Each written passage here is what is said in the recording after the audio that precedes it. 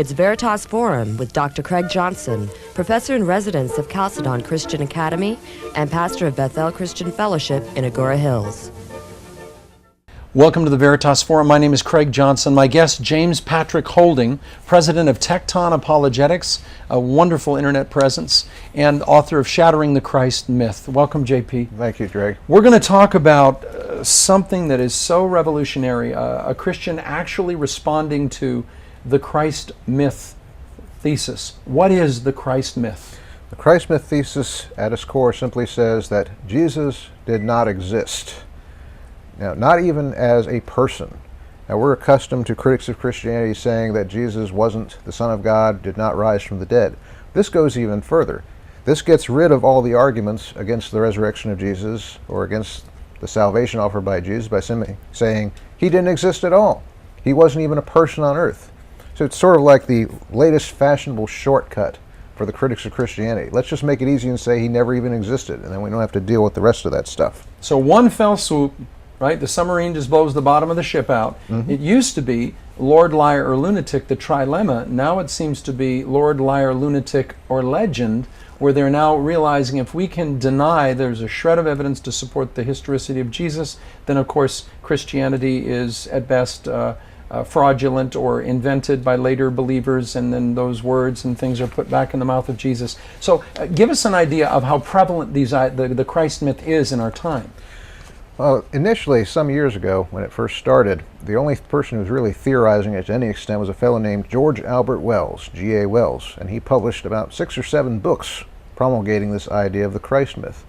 Now, it's kind of ironic because within the last 4 years, G.A. Wells has decided that he no longer accepts the Christ myth. But in the meantime, more people have come up and decided that they want to stump for it. One of the leading proponents these days is a Canadian fellow named Earl Doherty, who only has a bachelor's degree in history, and he's written a book entitled The Jesus Puzzle. And he goes out on a limb for the Christ myth. These days, there's just a couple of other people out there. Most of the people who stump for this idea are self-published book authors. They publish private theories on it. It doesn't get out into the mainstream, although more recently now we're seeing a lot more mainstream expressions of the Christ myth. We're seeing things like Bill Maher's Religulous, which alluded to the Christ myth very briefly. We're seeing the film called Zeitgeist, which is online, which is very strongly advancing the Christ myth. And we're seeing more and more people on the internet publishing websites advocating the Christ myth. So the information is not being pushed out there by scholars or people who are authorities in history, but it is being pushed out there and being made aware of by more and more people. Now, in your book, there is a reference to Sir Edward Durning Lawrence, who believed Francis Bacon had written the works of Shakespeare, yes, called the Anti-Stratfordians. And the example is used that these people were considered to be such a fringe movement as to be dismissed for the curiosity that they were, that Shakespearean scholars wouldn't even address them because it might give them notoriety. What about the Christ mythers now? I mean, the mythicists, can we leave them alone? Can we just sit in a corner and hope that they'll sink? Now, perhaps it used to be we could do that, and that is what most of the major historians will do with the Christ myth. A historian like Michael Grant, who is one of the great Greco-Roman historians of the modern times, dismissed it in barely a sentence. Another fellow named Ian Wilson dismissed it in barely a sentence. Professional historians had no patience for or no interest in the Christ myth as a theory. They thought it was absurd from the very beginning. We can't afford to be like that anymore. Grant and Wilson and these others were writing at a time before the internet, before it was easy for anyone to go out and publish or find material on things like the Christ myth. But now you can put in Jesus in something like Google, and a Christ myth page will come up in the very first page somewhere. That information will be exposed to everyone quickly and easily.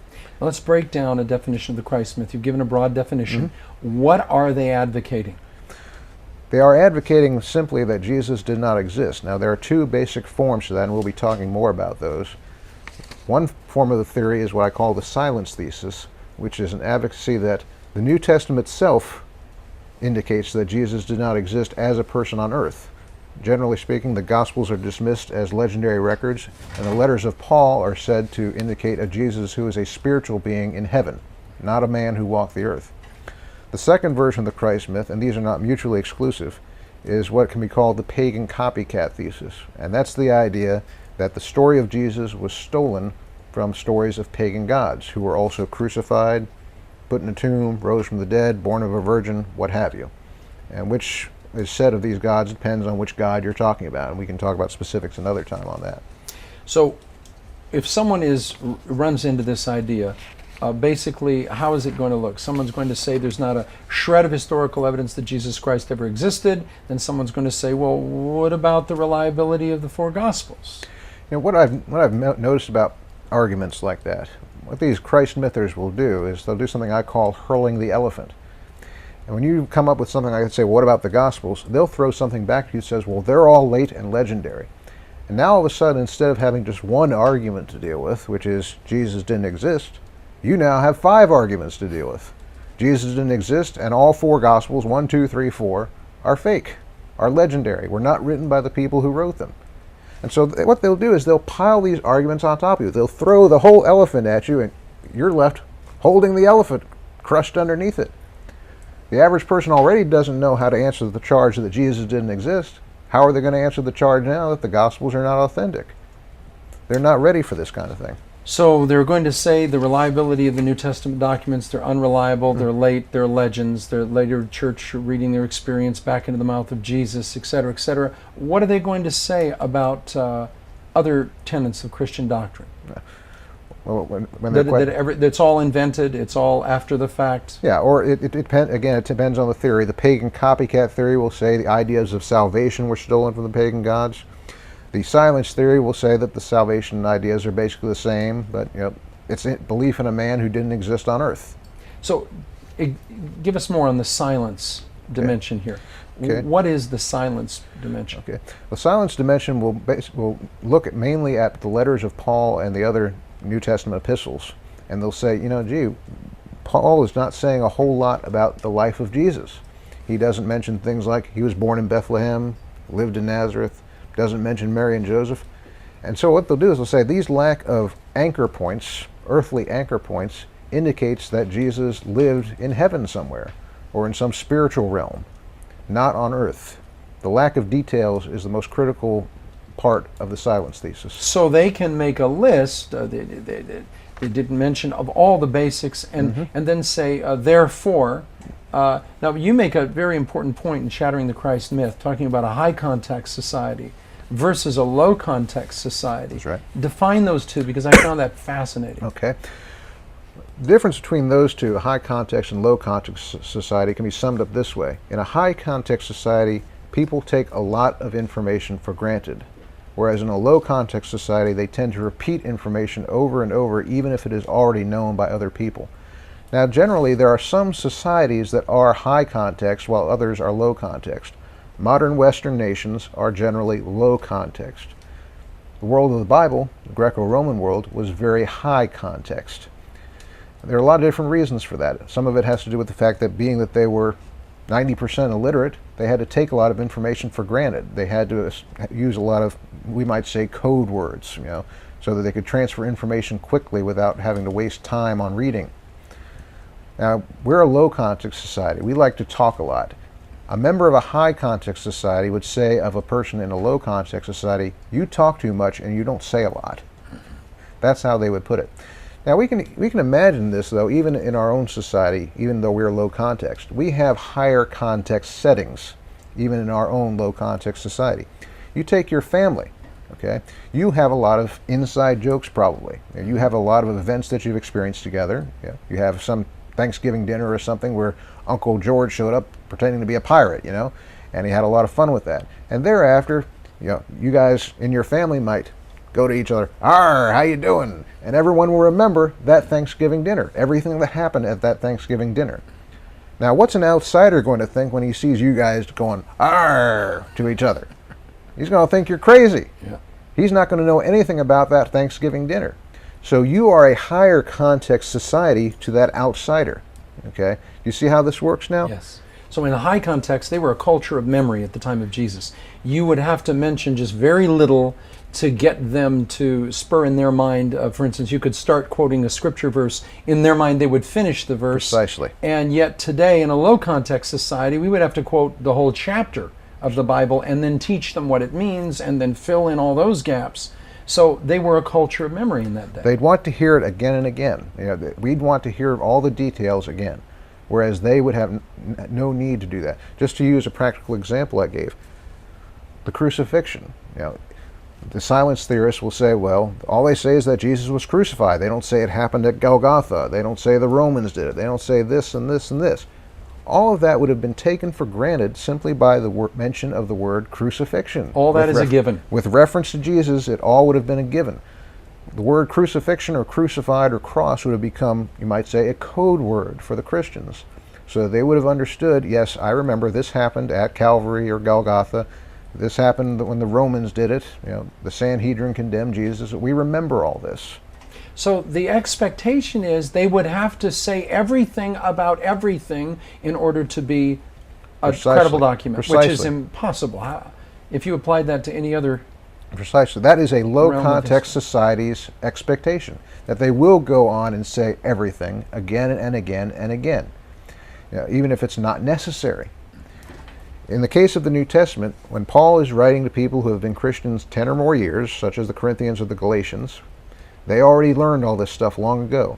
The documents that were for people who didn't know were done a long time ago. The Gospels were written for people who wanted a biography of Jesus. That's where you find the details, in something specifically designed to tell those details. Paul's letters are not for that purpose. Paul's letters were for the purpose of solving problems in the Corinthian church, in the Galatian church.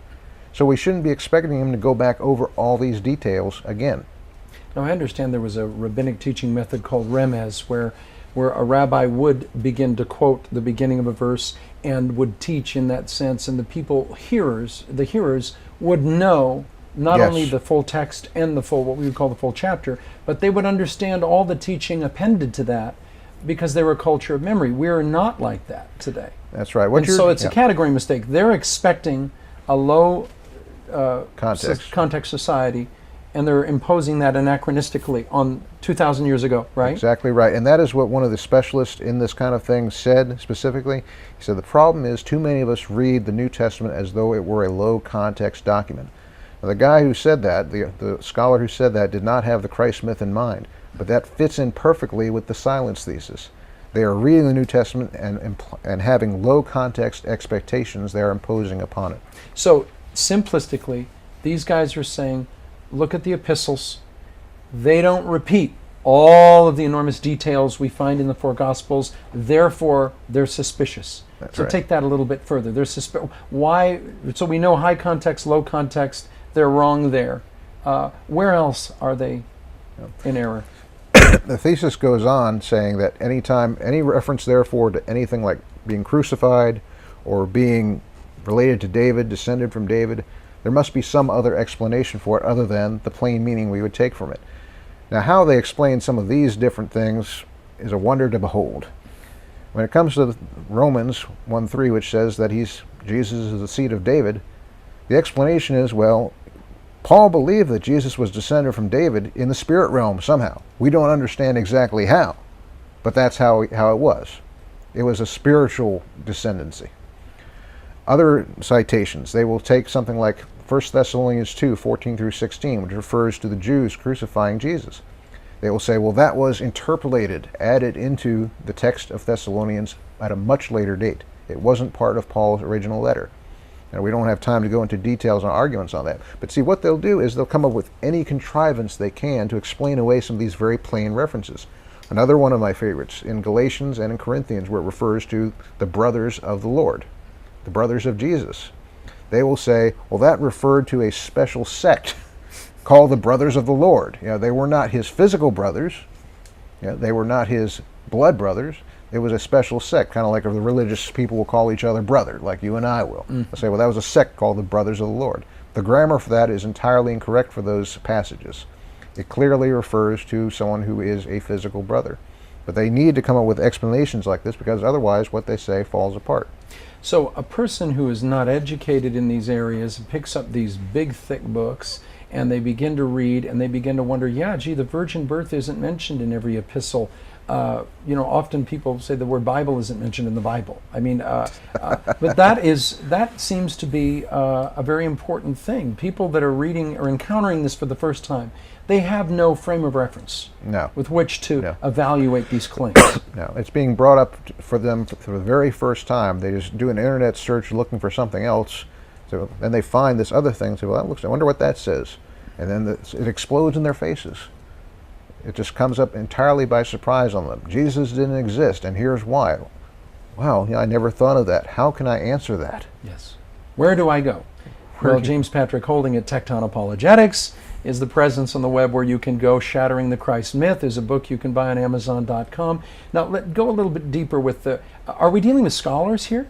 No, we're not dealing with scholars. The primary proponent, as I said, these days is someone who has a bachelor's degree in history.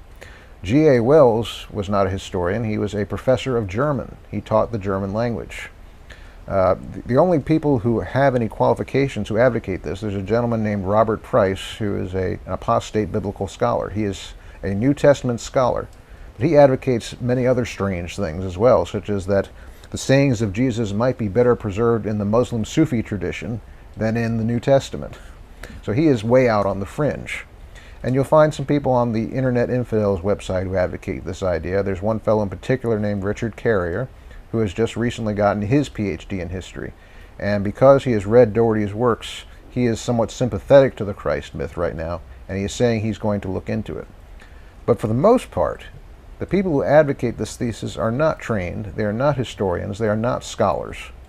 And I think one of the major proponents that exemplifies this is a fellow named Brian Fleming, who you may have heard of. Yes. About 2 years ago, he put together a DVD titled The God Who Wasn't There. Mm-hmm. And he is simply a movie director, a movie producer. He has no historical training whatsoever. He simply borrowed his ideas from people like Doherty, people like Wells, and he publicized them. As facts. As facts, yes. Now, the Shakespearean scholars would never even address the anti-Stratfordians because they believed that they were lending dignity to a bunch of flat Earth people. Yes. But today we have to respond now, because if you don't respond, then they're saying, see, there's a conspiracy and Orthodox Christendom cannot even address these issues, and this is new stuff. None of this is new, is it? No, it's not new. I mean, these are things that are rehashes of arguments that were made initially in the 19th, 18th century. The Christ myth first emerged in that era, and some of these people, you will see them using sources from the 19th century, completely unchanged. It's as though they think scholarship stopped in the 19th century. Nothing further happened since then.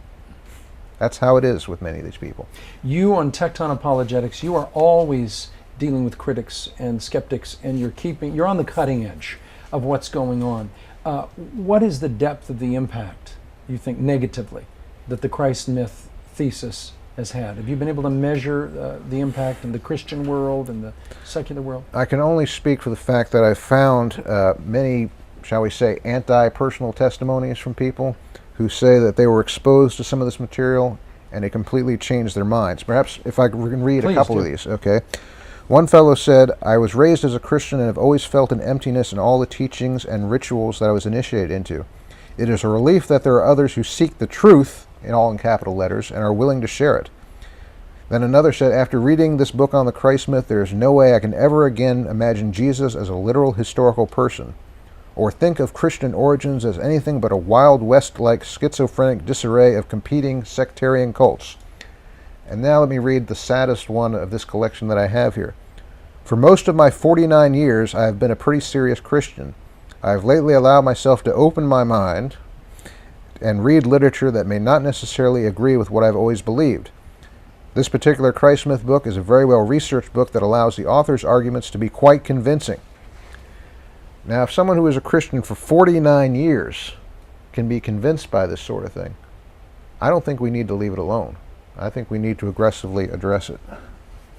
And the media tools that are being used to foster this stuff, and going on Google and Wikipedia, and people assuming that if it's in print, it's true. If it's well-researched, it appears to be footnoted, it appears to be 20 pages, someone has a PhD, someone has an MA. Give us some guidelines with regard to authorities. Are we to trust everyone who claims to be an authority? No, in this day and age, certainly not. I think it's very important for people to be able to go out and compare different claims and to compare sources. Look at the book that you pick up and see what kind of sources it uses. see what the dates are, see what kind of credentials the author has, and then go out and look for opposing points of view as well. Look at the credentials of that person, see what they have, see if they address each other's arguments. That's one of my main concerns. I always go out and look for books that are on the opposition side, and I purposely go out and compare the arguments from one to the other. I just don't let one side speak for itself. I let them both speak. And that's what we need to be doing if we're going to want to critically examine these things for ourselves. Not everyone's going to do that, but if that's what you're wanting to do, you should look at both sides equitably. The Christ myth thesis is a hot button thesis. You're touching people's faith commitment. You're touching the most intimate part of who they are. And therefore, this can either bring a paradigm shift in their life where they become educated and they seek things out, or they can just throw their faith over. Yes. What a tragedy. Yes, it is, especially when you consider that they did it for basically For nothing. a mess of pottage. For a mess of... Now, you're dealing with cynics and skeptics, and you're dealing with these authors. You've had contact with all of the current authors, haven't you? Some of them. Concerning the Christ myth? To some extent. What are the interactions like? We can read them on Tecton Apologetics. I know it takes a few hours, but what is it like on your end, where you're responding to these people, shattering the Christ myth? Your whole book, each chapter, I believe, decimates and dismantles this foolishness. But what is it just like, from your perspective, dealing with them? They would rather that I don't exist, and they pretend that I don't exist for the most part. They would say it's because I'm too insulting and too rough on them, but the reality is that they can't answer the arguments, because if they could, they would do it, or they would at least pick one or two to answer. But they don't do that. I've had some of this information about high and low context that we talked about for many years now. No one has touched it, except for a couple of low-down people that no names, shall we say. And they show that they don't even understand what it's all about. They don't go out and find books by social science scholars and try and refute it. They just deliver an opinion on the spot and say, well, I don't think that's right because this and this. And then they come up with some crazy reason that's totally misinformed. This is the kind of reaction I get all the time from these people, from these cynics and these skeptics. When you are dealing with the Christ myth people, how many dialogues will you have with them if they engage you? Do you do debates publicly on these topics, or mostly in print? I do associate myself with a forum called Theology Web, and on occasion one of them will show up there, or I will invite them there if they write me some annoying email. I'll say, well, show up here, we'll have some fun with you. What is Theology Web? Theology Web is an online discussion forum that's it was initially built by one of my readers and a couple of other people, and a lot of the readers of my website hang out there. So it's a good place to come for fellowship and for apologetics arguments. There are a lot of different departments there, and I have my own section on there. What is distinctively different about Tecton Apologetics versus other apologetic sites on the web? Distinctive. Well, I would have to say it's that I have a no-holds-barred approach, whereas a lot of people will try to be more gentle. I will try and go after the critics and go right for the jugular, shall we say.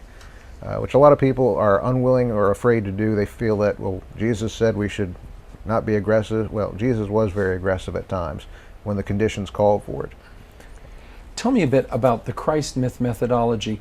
If we apply their assault against Christianity to any other historical figures from the ancient world, I mean, is it a methodology that they're applying to Julius Caesar or to Caligula or to Alexander the Great or to other? Well, you know, it's kind of funny that you should say that, because at the end of my article on the site and in the Shattering the Christ Myth book, I have something where I say, prove to me that Gamaliel, the famous Jewish rabbi, existed. Because the evidence for Gamaliel is much less than the evidence for Jesus. And Hillel. Yeah, and Hillel. And Shammai. And other people. And, you know, I've had some interesting reactions to that. I've had one fellow say, okay, well, I don't believe Gamaliel existed either then. Good point. Thank you for helping me realize that. Well, at least they're consistent. And there was a group called the Rational Responders. That was an atheist group that had this contest, shall we say, where they said, we want you to come up with names of historical figures who were not mentioned by contemporaries, like Jesus wasn't mentioned by contemporary historians. And, you know, we'll give you this much money if you can give us at least 5. They had to pull the contest pretty quickly because people were coming up with names very quickly. And those included some of the names that we were talking about, Hillel and Shammai and Gamaliel. They're just not mentioned by secular historians of the period. Jesus gets more mention than those people. So they are definitely not being consistent. They are definitely not applying sound historical method. Well, of course, they don't use professional historians as resources, so why would they use the methods of professional historians, right? Now, we're going to be doing future programs on this topic where we can go further in depth to this, because you can't mention everything about everything. And no ancient Roman historian or any other historian mentioned everything about everything, or mentioned everyone that they could have mentioned. There are specialties, there are reasons for writing, and we'll get into all of those. But right now, I just want to encourage those that are watching these little snippets to go to Tecton Apologetics, James Patrick Holding, to get your book Shattering the Christ Myth, your book The Impossible Faith, your book on Mormonism, which is called The Mormon Defenders. The Mormon Defenders. Yes. And then your new book, you've written a youth book for apologetics. What is that called? Blowing the Doors Off, and that'll be out this month, November 2008. Where you're putting a lot of this material for the youth to be able to understand. Right. Oh, this is wonderful. JP, thank you for your time. Thank you, Craig. And I would encourage everyone to go to Tecton Apologetics. If you have 2 hours, sit with your Starbucks and just read article after article. I was reading your site until I was getting eye problems, which you're going to get my bill for that. All right. So next time, welcome back to the Veritas Forum. We're going to be dealing with the Christ myth, taking a little bit further, and also we would love to have any questions sent in to anyone that's watching. You can contact JP, James Patrick Holding, at Tecton Apologetics with any issues you might have with regard to questions concerning the Christ myth. But do get the book, Shattering the Christ Myth, because I think that would answer about 90% of any questions that would arise. Thank you so much, and we'll see you in another program. Thank you.